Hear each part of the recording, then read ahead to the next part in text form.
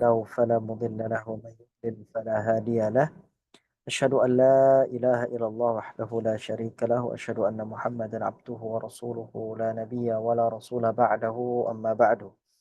Jemaah yang dirahmati Allah Subhanahu wa taala, alhamdulillahi rabbil alamin, atas segala karunia dan nikmat Allah Azza wa Jalla kepada kita semua hingga detik ini Allah Tabaraka wa taala kembali mempertemukan kita dalam majelis ilmu di mana kita berharap dan selalu meminta kepada Allah Azza wa Jalla dengan bertambahnya ilmu kita maka bertambah juga khasyah kita, raja kita, mahabbah kita kepada Allah Tabaraka wa taala, dimudahkan dalam beramal, dimudahkan dalam melakukan dan mengajarkan kebaikan seluas-luasnya.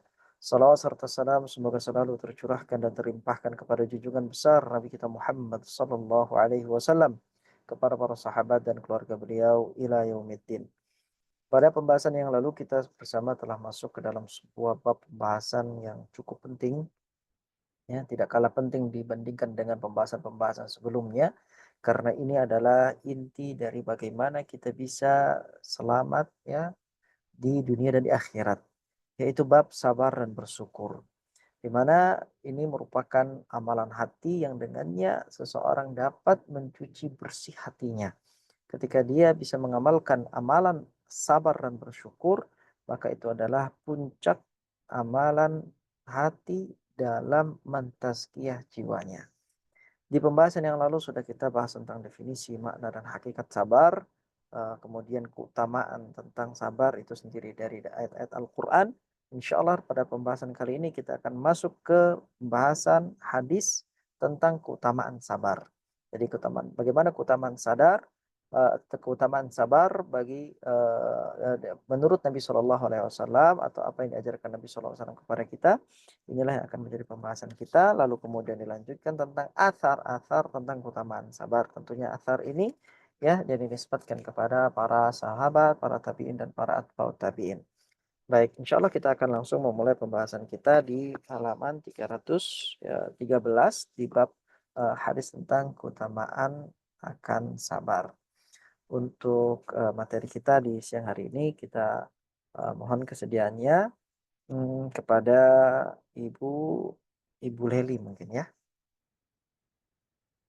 Ibu Leli apakah ada Afwan kemudahan? Ustaz, Oh, suaranya lagi parah. Allah Iya, syafakillah syifaan ajilan Allahumma amin, amin. ba'sa wasfiha wa anta syafi la shifa illa shifauka shifaan la yughadiru saqama la ba'sa tahur insyaallah. Barakallahu fiik Ibu Leli. Baik, mungkin Ibu Khonza. Ibu Khonza, ya. Ibu Khonza bagaimana? Insya Allah Ustaz bisa. Baik, nah, jazakillah khair. Barakallahu fiik. Silakan. Inilah hadis tentang keutamaan sabar. Diriwayatkan dari Abu Sa'id Al-Khudri radhiyallahu anhu bahwa Rasulullah Shallallahu Alaihi Wasallam bersabda yang artinya barang siapa berusaha sabar maka Allah membuatnya sabar, dan tidaklah seseorang diberi anugerah yang lebih baik dan luas daripada sabar. Mudah kok. Diriwayatkan dari Abu Hurairah bahwa Rasulullah SAW bersabda yang artinya barang siapa yang dikehendaki baik oleh Allah maka Allah akan menimpakan cobaan baginya.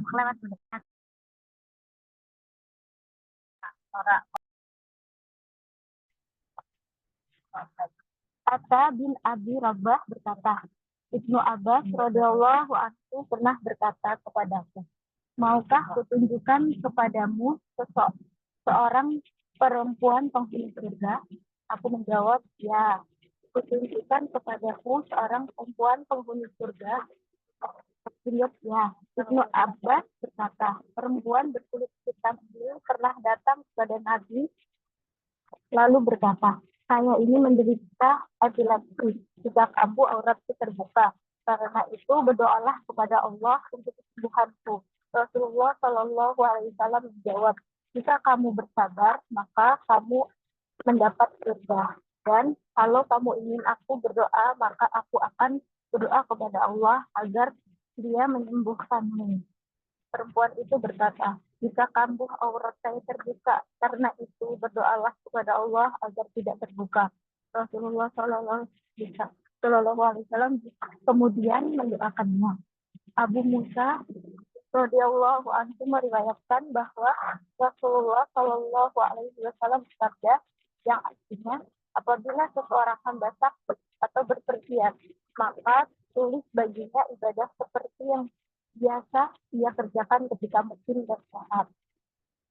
Ummu Salamah radhiyallahu anha pernah mendengar Rasulullah Shallallahu Alaihi Wasallam bersabda yang artinya, bila seorang muslim ditimpa musibah lalu mengucapkan seperti yang diperintahkan Allah, yaitu innalillahi wa inna ilaihi raji'un, Allahumma ajirni fi musibati wa akhir li khairan minha, yang artinya sesungguhnya kami milik Allah dan sungguh kami akan kembali kepadanya. Ya Allah, berilah aku pahala dalam musibahku dan berikan pengganti hidupku yang baik daripada musibah. Pasti Allah akan memberinya pengganti yang lebih baik daripada musibah. Ketika Abu Salamah, suami Ummu Salamah meninggal, aku berkata, adakah kaum muslimin yang lebih baik dari Abu Salamah, di pemilik rumah sama yang dicintai Rasulullah Shallallahu Alaihi Wasallam sewaktu beliau hijrah?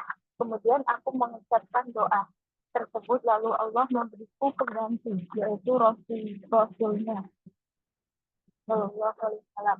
Rasulullah Shallallahu Alaihi Wasallam bersabda yang artinya setiap musibah yang menimpa orang pasti akan menjadikan dosanya dihapuskan oleh Allah, bahkan dari yang dia injak sekalipun. Nah,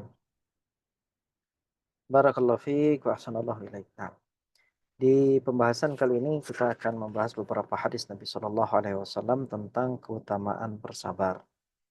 Di pembahasan sebelumnya sudah ada ayat yang menjelaskan bahwasanya bersabar itu pahalanya tidaklah terbatas. Innama yuwaffas sabiruna ajrahum bighairi hisab. Jadi pahala bersabar itu tidak terbatas.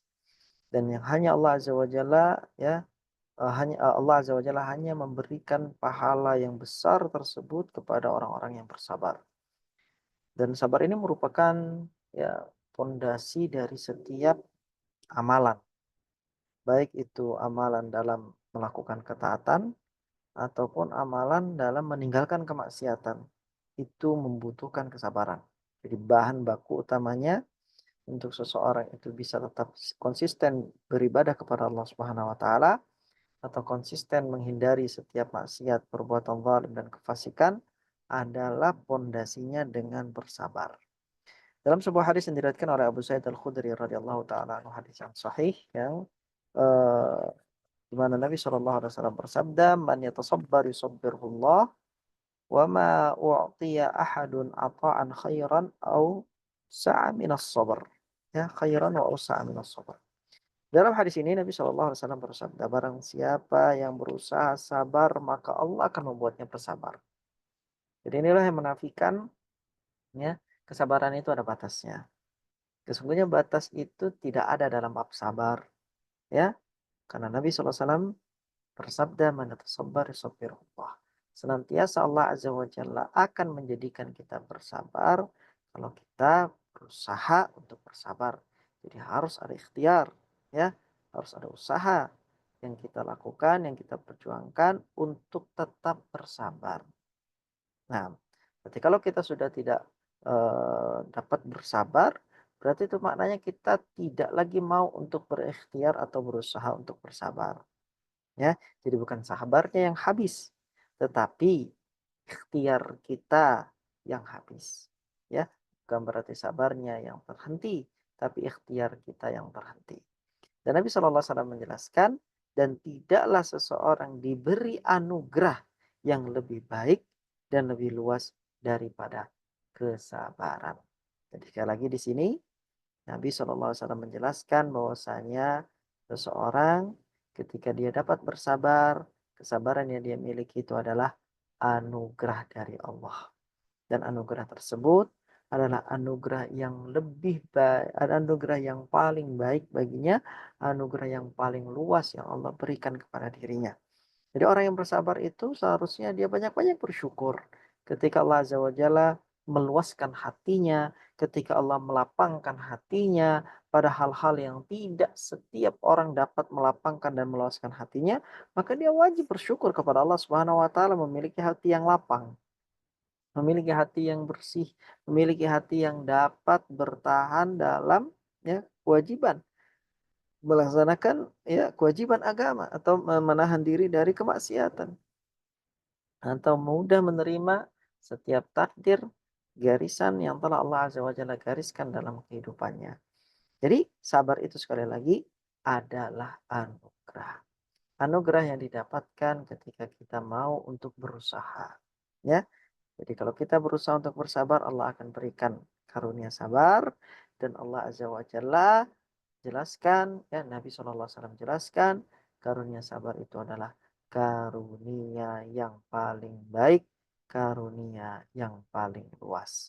Ya, dan orang sabar, ya itu mendapatkan ya keuntungan dan keutamaan yang sangat besar di dunia dan di akhirat.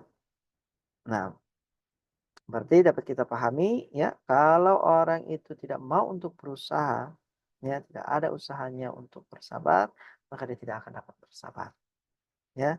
Sekarang bagaimana kuncinya? Kuncinya adalah dengan banyak-banyak menuntut ilmu.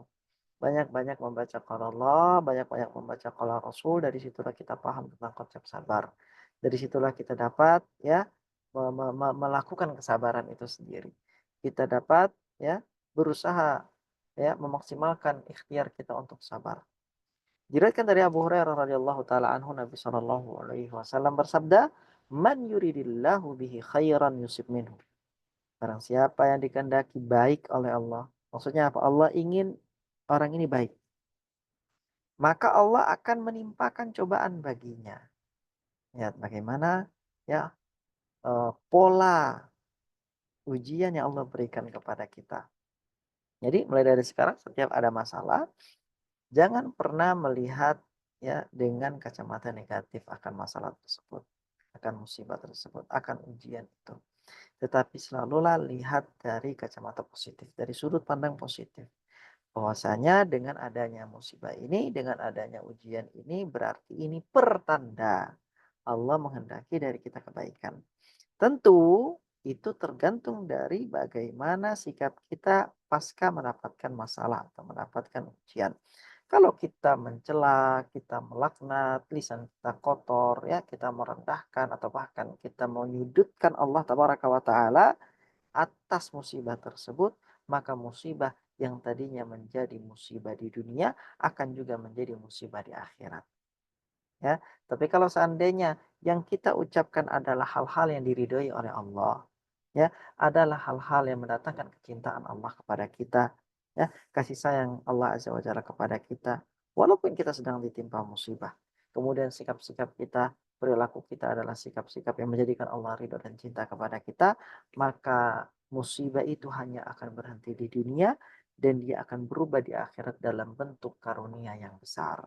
Makanya inilah Allah Azza wa Jal menginginkan kebaikan kepada kita atau menginginkan kebaikan itu diberikan kepada kita melalui jalur apa? Jalur masalah atau jalur musibah. Jadi Allah Azza wa Jalla itu tidak ya dengan hikmahnya dan ilmunya, dengan keadilan Allah, Allah tidak memberikan kebaikan begitu saja. Tetapi kebaikan itu ya kita dapatkan dengan kesabaran dalam setiap apa yang ditimpakan oleh Allah Taala dari cobaan dan ujian kepada kita. Nah, ya, jadi ya semakin besar ya musibah, semakin besar kesabaran, maka semakin besar kebaikan yang Allah inginkan dari kita. Itu yang seharusnya kita lihat ya. Jangan kita lihat ketika kita ditimpa musibah, kita adalah orang yang paling sengsara, kita adalah orang yang paling ya susah, kita ada orang yang paling sulit kondisinya, keadaannya, kita orang yang paling sial gitu ya. Kita orang yang paling tidak beruntung. Jangan dilihat dari sisi-sisi itu karena sisi-sisi itu ya dapat membuka pintu-pintu syaitan dalam hati kita. Tapi lihatlah bahwasanya dengan ujian itu Allah inginkan kita untuk naik level. Ya, Allah ingin kuatkan kaki kita. Allah ingin kokohkan kaki kita. Allah ingin kokohkan hati kita. Allah ingin tebalkan iman kita. Allah ingin berikan kepada kita kekuatan apa-apa yang tidak Allah berikan kepada orang yang ujiannya di bawah kita. Nah, itulah yang harusnya kita lihat bahwasanya ketika ada musibah itu pertanda Allah ingin baik atau Allah inginkan kebaikan dari kita. Bagaimana langkahnya supaya kita mendapatkan kebaikan tersebut? Dengan mengucapkan dan melakukan pasca musibah itu turun hal-hal yang Allah ridhoi saja. Tapi di luar itu maka kita jauhi. Nah, Atha bin Abi Rabah pernah berkata, ini sebuah hadis yang diriwayatkan ya oleh Imam Bukhari dan Imam Muslim tentang sebuah kisah seorang wanita yang berkulit hitam. Atha bin Abi Rabah berkata, Ibnu Abbas radhiyallahu taala anhuma pernah berkata kepadaku. Jadi Atha bin Abi Rabah ini murid dari Ibnu Abbas. Ibnu Abbas, sahabat Nabi SAW yang mulia, dia katakan, maukah kutunjukkan kepadamu, wahai Atha gitu ya, maukah engkau kutunjukkan kepadamu seorang perempuan penghuni surga. Berarti konteksnya apa ini? Konteksnya wanita ini masih hidup, berdiri di atas muka bumi. Ibnu Abbas melihat Atha bin Abi Rabah ya akan diperlihatkan kepadanya wanita tersebut. Siapa wanita penghuni surga? Apakah wanita yang cantik jelita? Apakah wanita yang bersolek ya setiap waktu? Apakah wanita yang bangga dengan fisik dan penampilannya? Apakah wanita yang muda saja? Itu yang menjadi penghuni surga? Ternyata bukan, jemaah. Kata Atha bin Abi Rabah, ketika ditanya, mau nggak kutunjukkan kepadamu seorang perempuan penghuni surga? Kata Atha bin Abi Rabah, nah ya. Kata Ibnu Abbas, perempuan berkulit hitam ini, berarti ditunjuk oleh Ibnu Abbas. Berarti orangnya ada, perempuan itu ada. Dan dia fisiknya adalah perempuan yang berkulit hitam. Nah, hadhil mar'atu sauda, kata Abdullah bin Abbas. Ini perempuan yang berkulit hitam ini, dia pernah datang kepada Nabi SAW, lalu dia berkata kepada Nabi, wahai Rasul, ya, saya ini menderita penyakit epilepsi. Ya, jika kambuh penyakitku, auratku akan terbuka. Karena itu berdoalah, minta kepada Allah untuk kesembuhanku. Jadi perempuan ini mengeluhkan akan penyakitnya. Perempuan ini mengeluhkan akan musibah yang Allah berikan kepadanya dari penyakit epilepsi.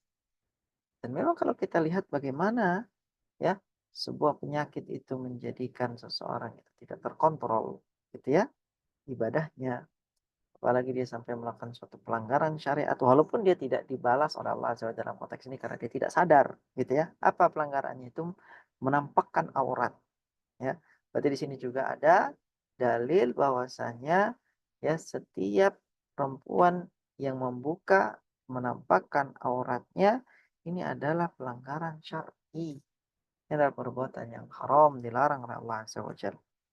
Nah, dia katakan dengan hujahnya, wahai Rasulullah, saya ini punya penyakit. Kalau penyakit itu kambuh, saya kejang-kejang, saya tidak sadarkan diri, hilang akal saya, maka aurat saya akan terbuka. Maka mintalah kepada Allah, oleh karenanya berdoalah kepada Allah agar Allah memberikan kepadaku kesembuhan.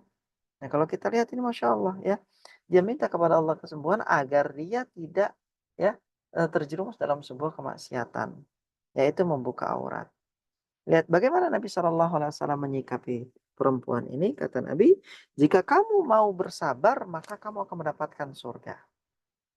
Jadi dikasih dua opsi. Opsi pertama, mau nggak sabar. Berarti konsekuensinya apa kalau dia pilih sabar? Nabi tidak doakan. Ya, Nabi tidak doakan sehingga dia tidak mendapatkan kesembuhan. Tapi konsekuensi di akhirat dia masuk surga langsung.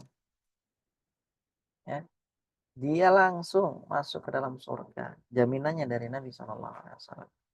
Mendapatkan syafaat dari Nabi SAW. Ya, itu kapan? Kalau dia mau menerima pilihan untuk tetap bersabar. Berarti dia akan tetap memiliki penyakit itu sampai dia mati. Mau nggak?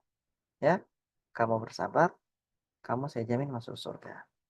Kemudian opsi kedua yang ditawarkan oleh Nabi SAW, dan kalau kamu mau, aku akan berdoa untukmu agar kamu sembuh. Aku akan minta kepada Allah agar Allah menyembuhkanmu. ya. Tapi di sini ya di poin yang kedua ini Nabi SAW tidak kaitkan dengan akhirat, tidak kaitkan dengan surga. Kalau tadi dia nomor satu sudah dijamin dia akan masuk surga. Tapi kalau yang kedua ini kamu akan mendapatkan kesembuhan. Kalau kamu mau aku berdoa kepada Allah, tapi kesempatan untuk mendapatkan surga ya yang pertama itu hilang. Maka lihat bagaimana cerdasnya perempuan ini ketika dipilihkan antara kesenangan dunia dengan kesenangan akhirat. Kesenangan dunia ya, dia bisa sembuh dari penyakit epilepsinya.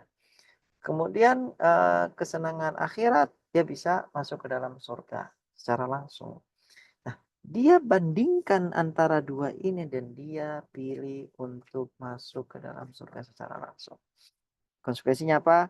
Konsekuensinya dia tetap menahan rasa sakit yang dia derita, atau dia tetap mengalami ya penderitaan dengan ya rasa sakit yang dia alami. Nah, nggak apa-apa bagi dia untuk rasa sakit di dunia, yang penting akhiratnya aman. Sekarang berapa banyak dari kita jamaah ya, berapa banyak dari kita yang mementingkan kesenangan dunia yang sifatnya sementara ya, dan kita korbankan kesenangan abadi yang sifatnya ya selama-lamanya itu di surga, di akhirat. Nah, Nabi berikan dua pilihan itu. Susah di dunia, senang di akhirat. Gitu ya. Itu pilihan pertama. Susah di dunia dengan penyakitnya, tapi senang di akhirat. Bahagia di akhirat. Atau ya, engkau ya bahagia di dunia, tapi tidak ada jaminan nanti di akhirat. Tidak ada jaminan di akhirat kau akan bahagia. Kalau nggak ada jaminannya berarti ada dua opsi. Bisa kamu bahagia kalau kamu beriman dan beramal soleh.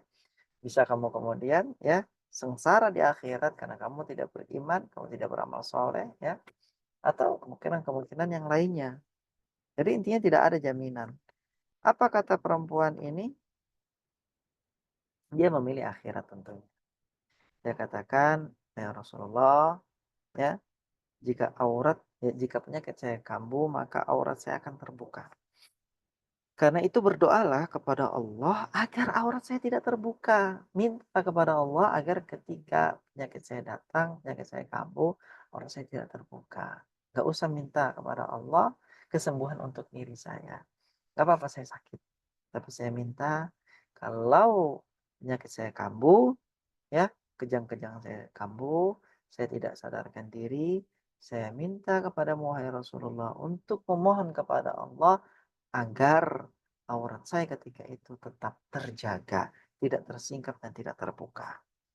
Rasulullah SAW kemudian mendoakan ya wanita tersebut. Inilah wanita yang ditunjuk oleh Abdullah bin Abbas bahwasanya dia adalah penghuni surga. Dia masih hidup tapi sudah divonis masuk ke dalam surga. Kenapa? Karena amalan apa? Kesabaran. Di sini terkhususnya apa? Kesabaran dalam menerima takdir, menerima ya garis hidup dari Allah, menerima ya ketetapan-ketetapan Allah dalam hidupnya. Ya, mungkin gadis ini atau perempuan ini punya banyak masalah, bukan hanya masalah epilepsinya, masalah ini dan masalah itu. Tapi kalau masalah epilepsinya ini terobati, yang lain akan menjadi ringan, mungkin itu menurut versi wanita ini. Tapi itu kesampingkan, dia kesampingkan semua ketika dia mendapatkan pilihan akhirat. Nah, disinilah ya kita dapati bahwasanya setiap kita memiliki masalah dengan siapapun, utamakan kesabaran. Ya, kita punya masalah, kita punya ya perselisihan dengan kolega kita, dengan teman kita, sahabat kita, ya, dengan orang yang kita kenal maupun orang yang tidak kita kenal, dengan tetangga kita, ya, dengan ya masalah dengan orang-orang terdekat kita, pasangan kita, anak kita, orang tua dan lain sebagainya, ya, tante, om, paman, semuanya, bibi. Selalu prioritaskan kesabaran. Karena dengan kesabaran, disitulah kesempatan kita untuk mendapatkan jaminan surga. Baik, kemudian Abu Musa al-Asy'ari radhiyallahu taala anhu meriwayatkan bahwasanya Rasulullah sallallahu alaihi wasallam bersabda, "Idza maridal 'abdu aw safar," apabila ada seorang hamba yang sakit atau dia bepergian, dia melakukan safar, kutiba lahu mithlu ma kana ya'malu muqiman sahihan, maka akan ditulis baginya ibadah seperti yang biasa ia kerjakan ketika dia mukim dan ketika dia sehat. Apa maknanya? Orang kalau terbiasa misal dia sholat sunnah 2 rakaat sebelum subuh. Gitu ya. Dan dia lakukan ini rutin ketika dia mukim. Mukimnya berarti non safar, dalam keadaan tidak lagi safar. Jadi ketika mukim dia selalu melaksanakan 2 rakaat sebelum fajar. Kemudian dia selalu ya ketika dia sehat dia melakukan 2 rakaat. Nah, suatu saat ketika dia suatu saat safar, dia tidak mampu untuk melakukan itu, walaupun amalan itu tidak dilakukan di hari itu, tapi dia tetap mendapatkan pahala yang mengalir kepadanya di hari itu. Ya, karena dia meninggalkannya bukan karena ya dia tidak mau melakukan, karena memang ada udzur syar'i. Jadi pahalanya tetap tuh, bonusnya tetap, ganjarannya tetap dari Allah walaupun dia tidak sholat itu. Ya, paham ya? Kemudian atau dia dalam keadaan sakit, ya terbiasa ya dia membaca Al-Qur'an, sudah pasti itu. Suatu ketika dia sakit, maka dia tetap mendapatkan pahala Al-Qur'an walaupun dia tidak sedang membaca Al-Qur'an. Itulah bentuk kasih sayang Allah Azza wa Jalla, bentuk tinggi dan besarnya rahmat Allah kepada kita. Jadi ada amalan-amalan yang kalau kita tidak lakukan, kita tetap mendapatkan balasan dari amalan tersebut. Walaupun tidak kita lakukan. Kapan? Caranya ini ya, kita senantiasa rutin melakukan suatu kebaikan, ya, suatu ibadah, suatu amalan, ya, di waktu kita sehat dan di waktu kita sedang tidak melakukan safar. Maka ketika kita nanti melakukan safar tiba-tiba atau kita sedang tidak sehat, semua amalan ibadah itu tetap akan mengalir, ya, akan mengalir bagi kita semuanya pahala-pahalanya. Ummu Salamah radhiyallahu taala anha pernah mendengar Rasulullah sallallahu alaihi wasallam bersabda, ma min muslimin tusibuhu musibatun fayaqulu ma amarahu Allah inna lillahi wa inna ilaihi raji'un. Allahumma ajirni fi musibati wa akhlif li khairan minha illa akhlafallahu lahu khairan minha." Ini hadis yang sangat agung sekali tentang bagaimana kata Nabi sallallahu alaihi wasallam, bila seorang muslim mendapatkan musibah lalu dia mengucapkan seperti apa yang diperintahkan Allah, yaitu kata-kata innalillahi wa inna ilaihi raji'un, sesungguhnya kami ini adalah milik Allah dan sungguh kami akan dikembalikan kepada Allah. Lalu dia berdoa setelah menyebutkan itu, Allahumma ajirni fi musibati, ya Allah, berilah aku pahala dalam musibahku. Wa khluf li khairan minha, ya Allah, gantikanlah bagiku apa yang lebih baik daripada musibahku ini. Ya, dia minta untuk digantikan. Ya. Dia minta untuk digantikan. Illa akhlafallahu lahu khairan minha. Tidaklah dia berdoa seperti itu kecuali pasti Allah akan memberinya pengganti yang lebih baik daripada musibahnya. Nah, ketika Ummu Salamah mendengarkan hadis ini, dia mengatakan ya sebelumnya itu ada kejadian apa? Kejadian suaminya meninggal. Ummu Salamah suaminya meninggal. Siapa suaminya? Abu Salamah. Nah, Abu Salamah ini meninggal. Kemudian Ummu Salamah mendengarkan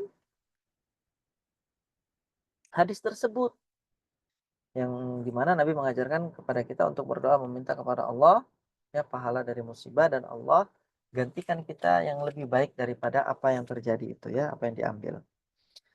Maka kata Ummu Salamah dalam hati ya, karena memang teks hadisnya seperti itu, ya Allah gantikanlah bagiku ya yang lebih baik daripada yang awal, yang pertama.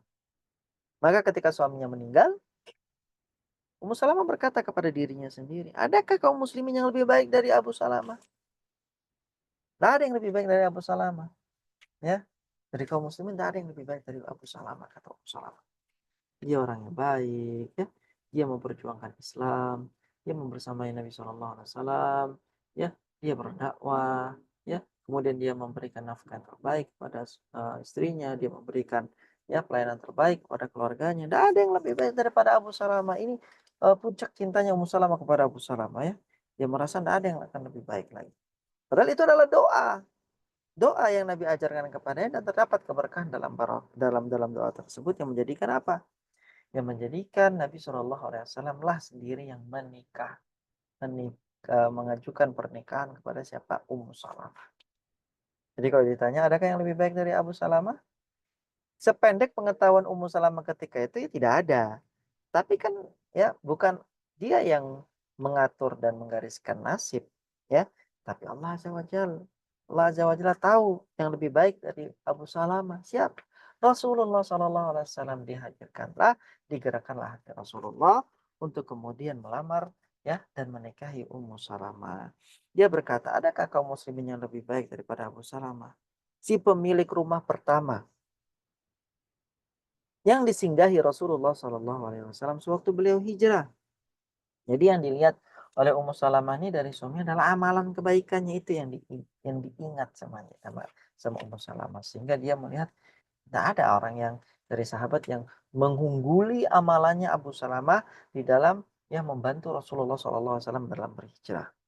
Kemudian aku mengucapkan doa tersebut, kata Ummu Salamah. Dia ucapkan doa itu. Inna lillahi wa inna ilaihi raji'un. Allahumma ajirni fi musibati wa khluf li khairan minha. Ya.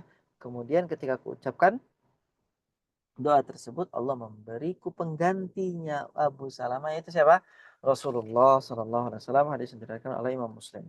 Kemudian dalam hadis yang lain Nabi menyebutkan ma min musibatin tusibul mu'mina illa kaffarallahu biha anhu hatta syaukat yushaquha.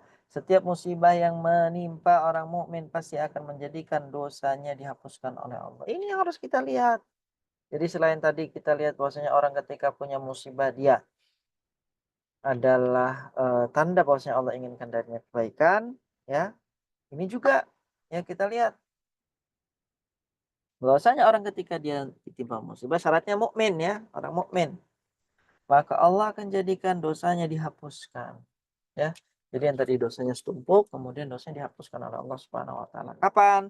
Ketika dia ditimpa musibah dan bersabar. Sampai-sampai kata Nabi SAW, bahkan duri yang ia injak sekalipun, maka itu akan menjadi apa?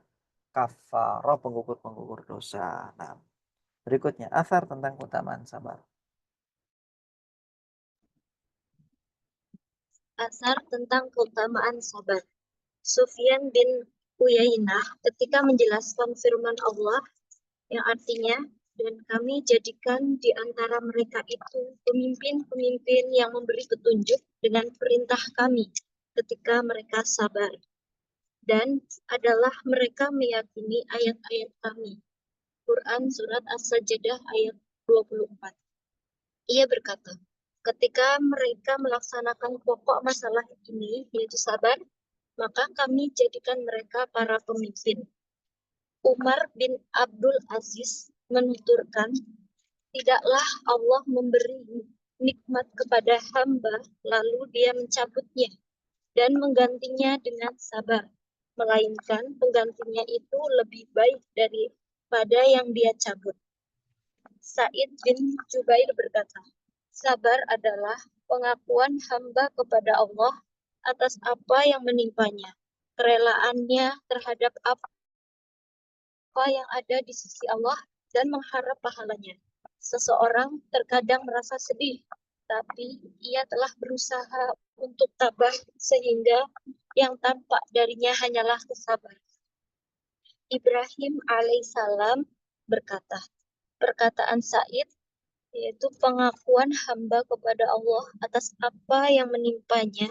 Seperti itu tafsir firman Allah, sesungguhnya kami milik Allah. Karena ia mengakui bahwa ia milik Allah.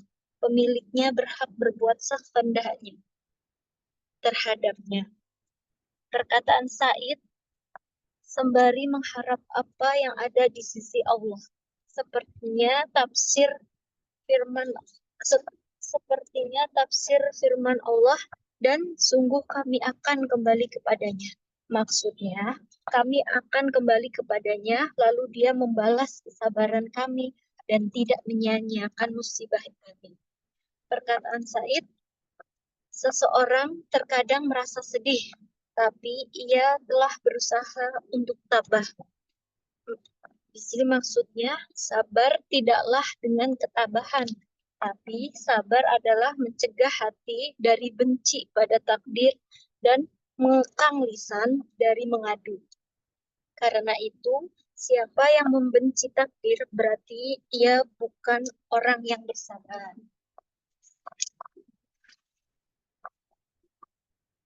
Tatkala orang-orang hendak memotong kaki Urwah bin Zubair, mereka berkata, "Bagaimana kalau kami memberimu air agar tidak sakit?"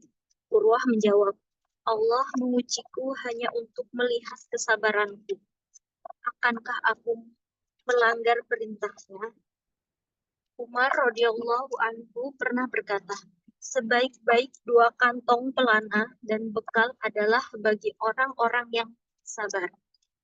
Yang dimaksud dua kantong pelana ialah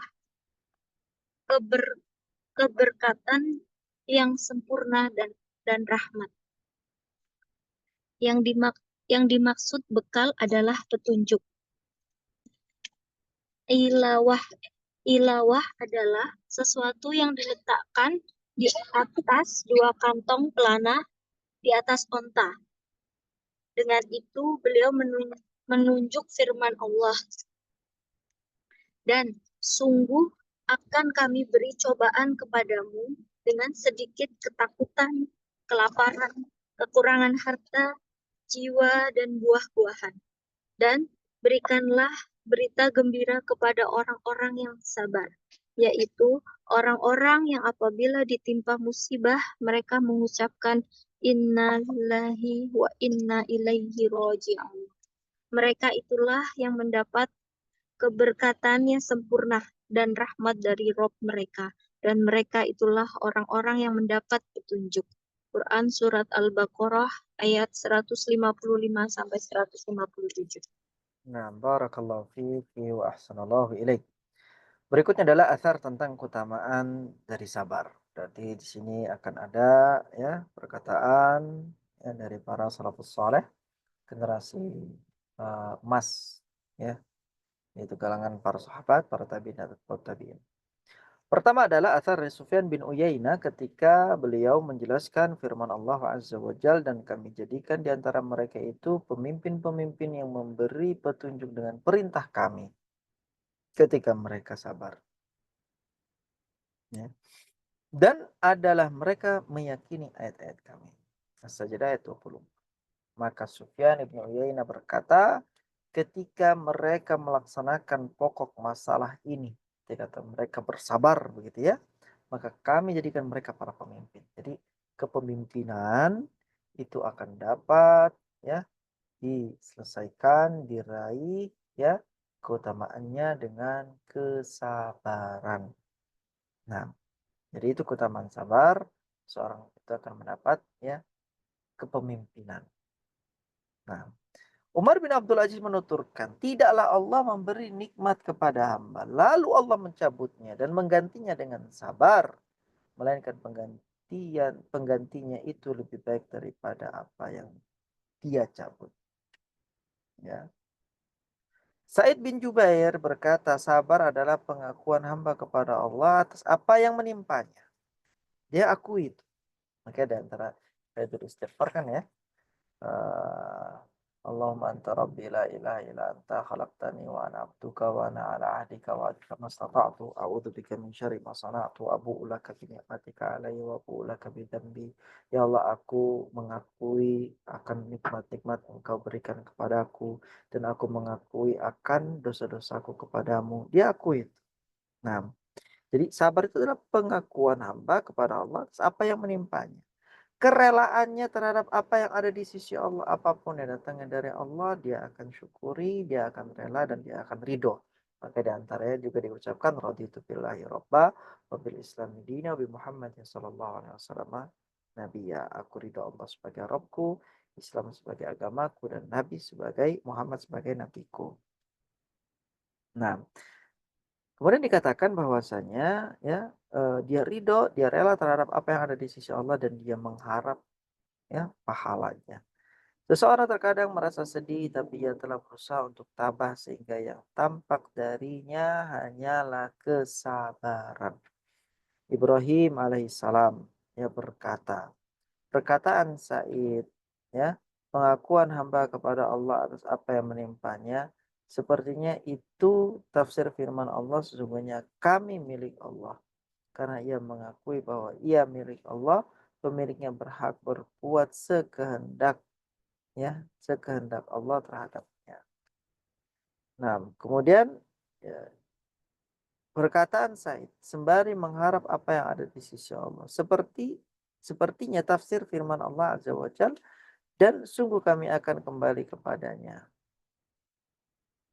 Maksudnya kami akan kembali kepadanya, ya.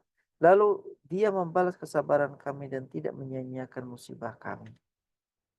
Dan Said, ya, berkata, ya, seseorang terkadang merasa sedih, tapi ia telah berusaha untuk tabah. Maksudnya sabar tidaklah dengan ketabahan, tapi sabar adalah mencegah hati dari benci pada takdir dan mengekang lisan dari mengadu. Ini ya harus garis bawahi. Maksudnya sabar itu adalah mencegah hati dari benci pada setiap takdirnya Allah dan mengekang lisan dari mengadu. Karena itu siapa yang membenci takdir berarti ia bukan orang yang bersabar. Ya, siapapun yang benci pada takdir itu bukan orang yang bersabar kepada Allah. Sehingga ya ceritakan tatkala orang-orang hendak memotong kakinya Urwah bin Zubair, mereka berkata, bagaimana kalau kami memberimu air agar tidak sakit? Ya, ibaratnya mau dibius lah ya. Urwah menjawab, Allah mengujiku hanya untuk melihat kesabaranku, akankah aku melanggar perintahnya.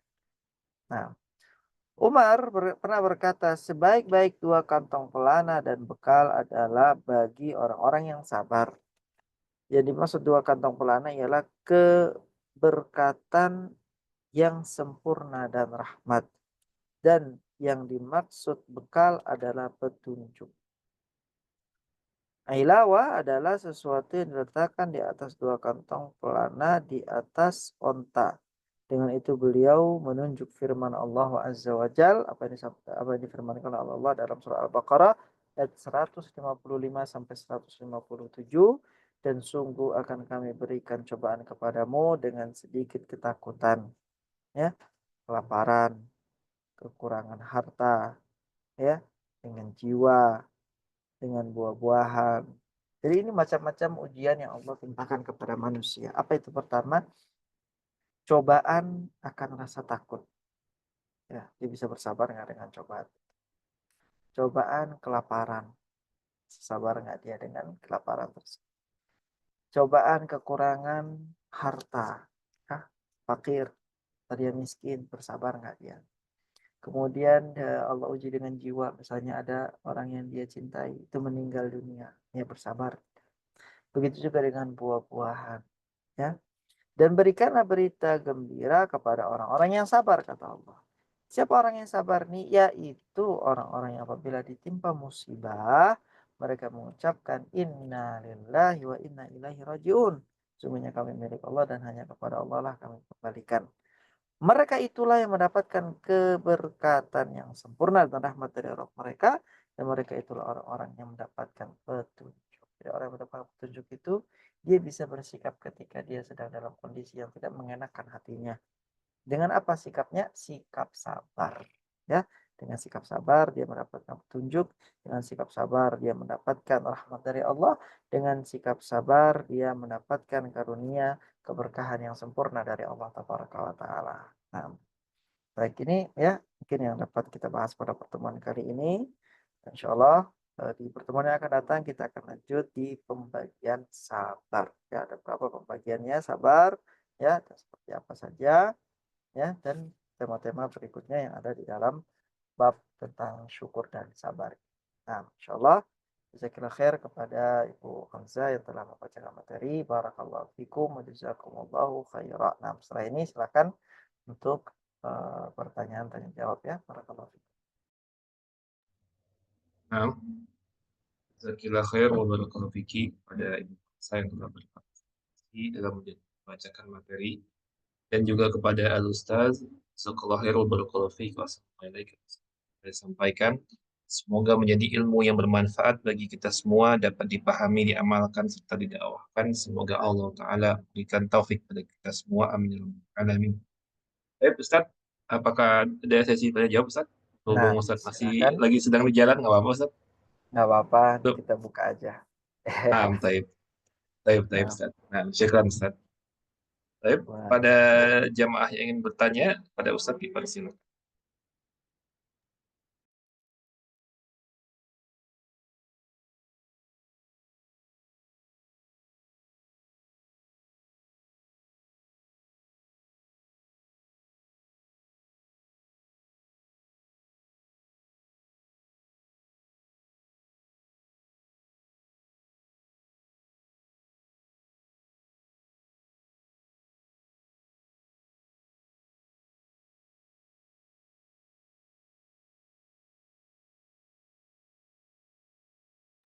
Kalau nggak ada yang bertanya, saya tanya lagi ya Ustadz. nah, tafadhali, silakan Bu Mati. Ahwan Ustadz, artinya begini, dari hadisnya yang tadi disebutkan dibacakan bahwanya tak yang diberikan surga sakit, artinya ini kondisional ya Ustadz.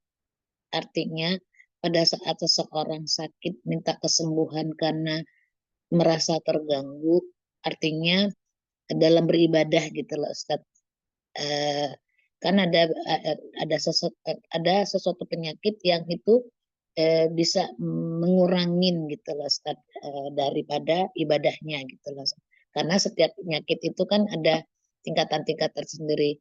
Pada saat diminta kesembuhan itu tidak mengurangi rasa sabar kan Ustaz.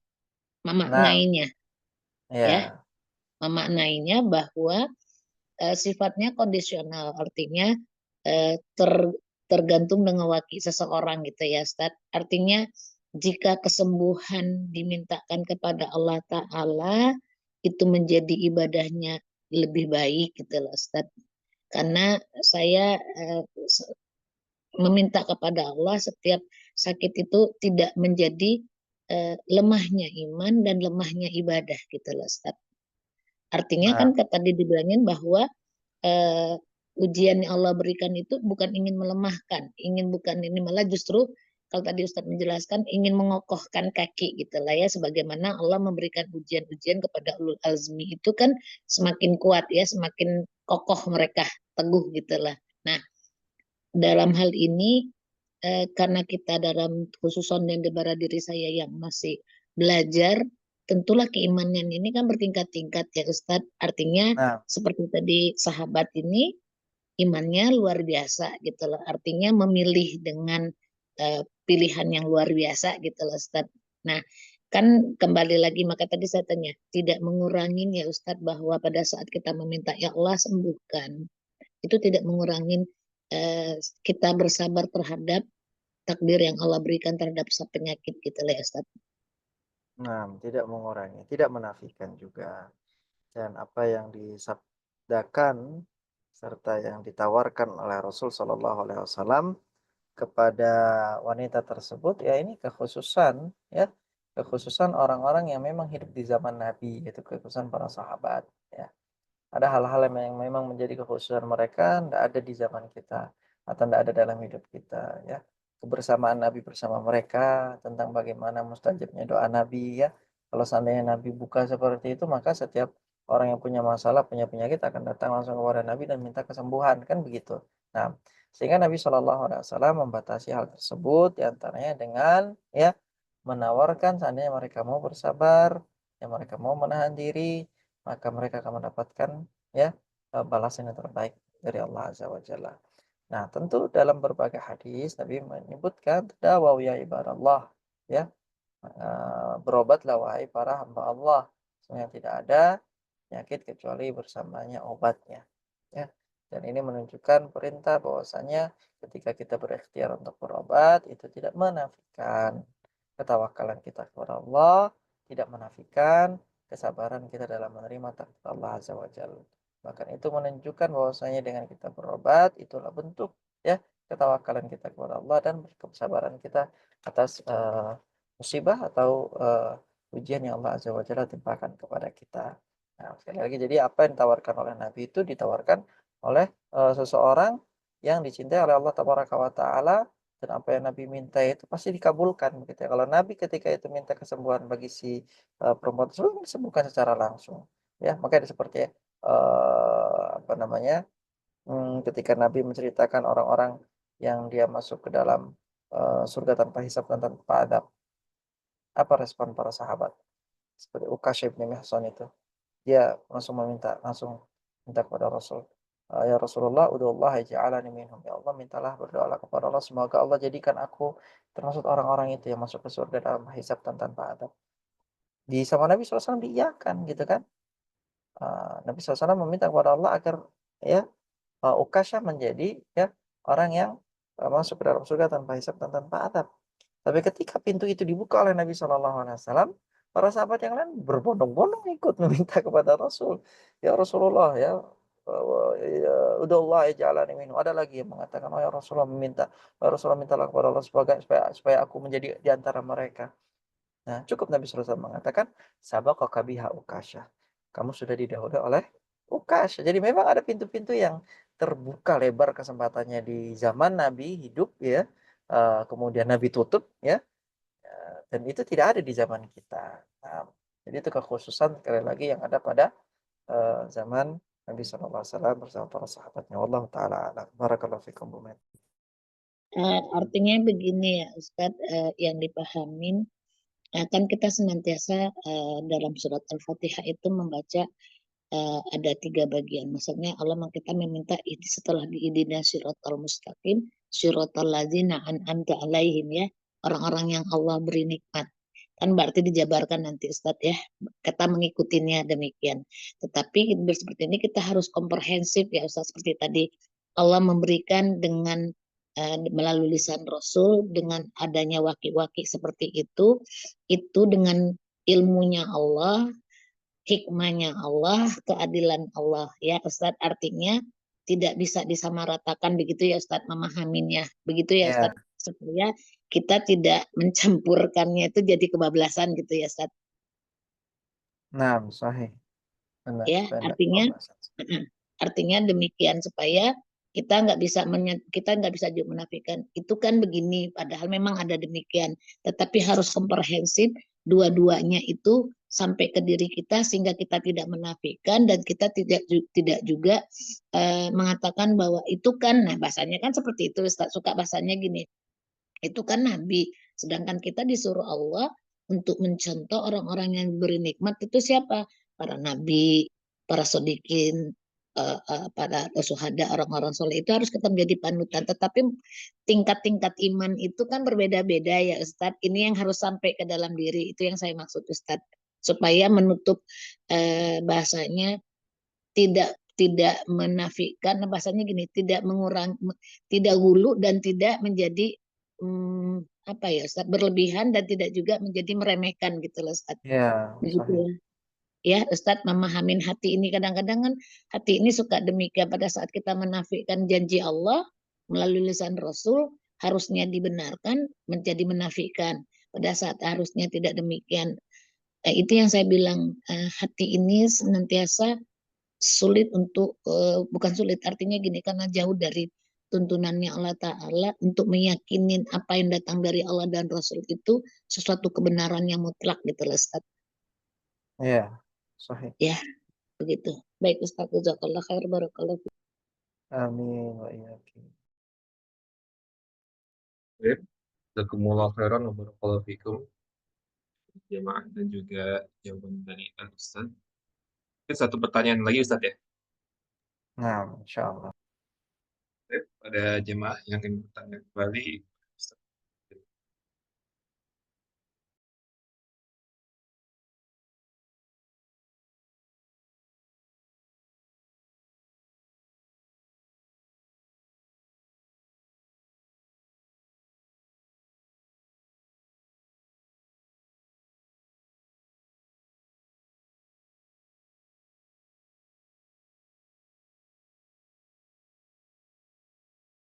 Nah, Ustadz.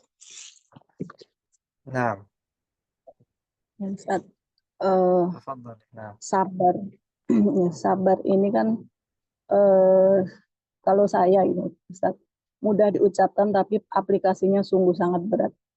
Karena Nah, saking beratnya itu pun juga Allah memberi pahala yang tanpa batas tuh ya Ustaz.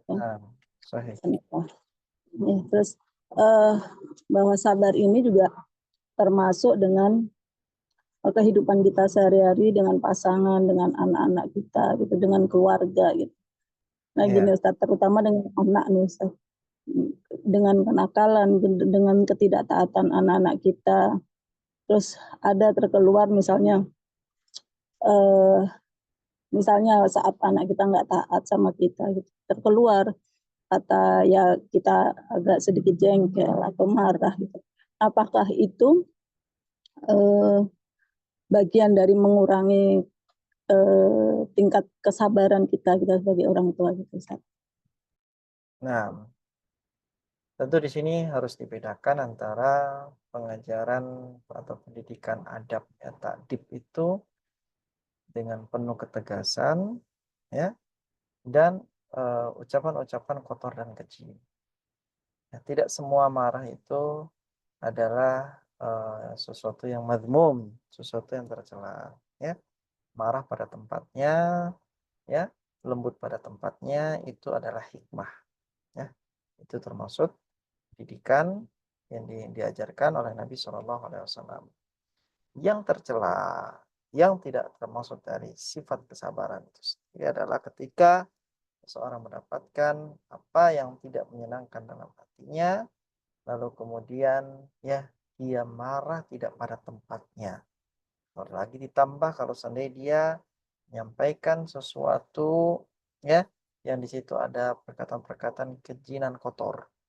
Nah, jadi ya ketika menghadapi kesalahan anak gitu ya, kita juga tidak boleh kemudian mengabaikan. Nah, ini juga nanti jatuhnya bermudah-mudahan ya.